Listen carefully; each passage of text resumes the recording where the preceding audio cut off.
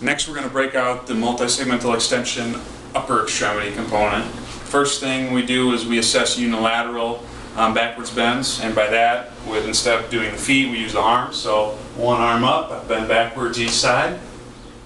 Alright.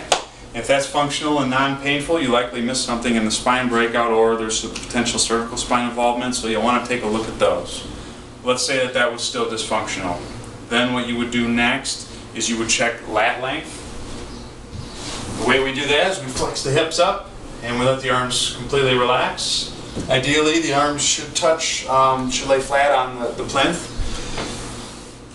If that is the case, then you would go to the rolling patterns and determine if there's some sort of stability or motor control dysfunction. Okay?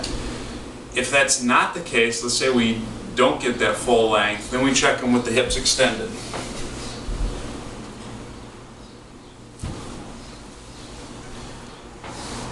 If that results in a full range of motion, then we likely have some sort of lat or posterior chain tissue extensibility dysfunction that needs to be addressed.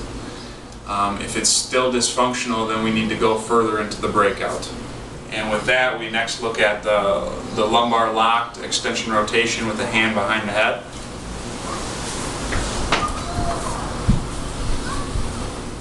Which looks like this. With that, you're looking for 50 degrees of rotation from that acromion to acromion position. You're also looking for the elbow to clear the chest wall.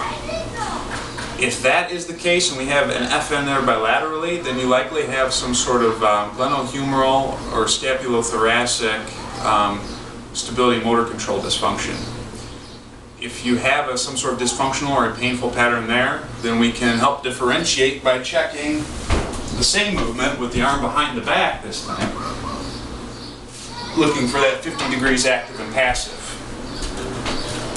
If I was full there and I had an FN on the active, then there's likely some sort of humeral glenoid or scapulothoracic tissue extensibility or joint mobility dysfunction that needs to be addressed.